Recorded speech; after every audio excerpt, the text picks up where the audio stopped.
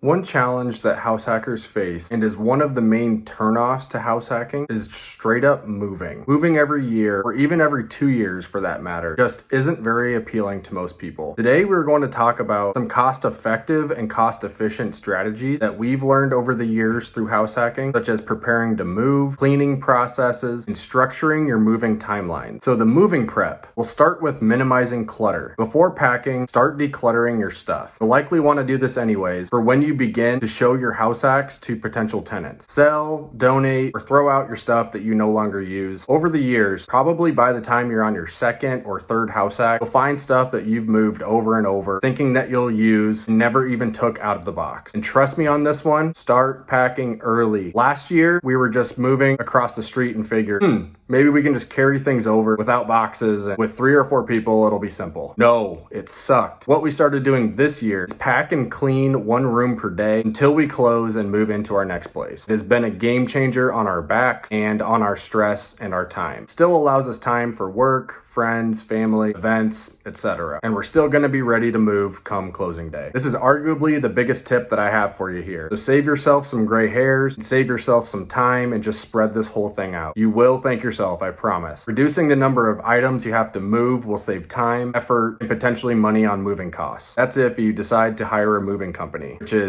very not cost efficient. But anyways, also pack smartly. Optimize your packing by using suitcases, duffel bags, or plastic containers that you may already have. That's kind of an easy one, but it would be worthwhile to hop on Amazon and buy a bunch of reusable tubs, boxes, bags to help save on buying those flimsy cardboard boxes that you'd otherwise be buying every single year. So going back to hiring movers, yes, of course, they're going to be the most time efficient option for you if you have the money to pay for one. But if you didn't want to pay for movers, or some are $1,000 or more, instead you could ask family, friends, or even coworkers sometimes for help. We've been fortunate enough to have friends and family help us move over the years, and on some occasions we've paid for coffee, breakfast, lunch, and dinner. This might all cost you $100 or more, but you get the same result as you would by hiring a moving company for $1,000. All right, now let's talk about some cleaning hacks. So first off, it is essential to leave your property clean and well maintained for those incoming tenants who are moving in. I cannot stress this enough. How you leave your property is the first impression and the standard of condition you will leave for your tenants. If you leave it super nice, they'll likely keep it that way. If it smells, carpets are matted down, floors are sticky, whatever it is, give the idea to your tenants that this is how it should be. So here's how you can effectively handle the cleaning process. The general clean before you move out. Prior to leaving for your next property, as you're packing, just do a general clean of the place. Vacuum, clean surfaces, wipe down countertops, dust those fans and dust those vents, stuff you see on the surface or the easy stuff. This will save time if you're cleaning as you're packing and makes it less of having another task towards the end of moving. This is step 1. Step 2, hire cleaning services that charge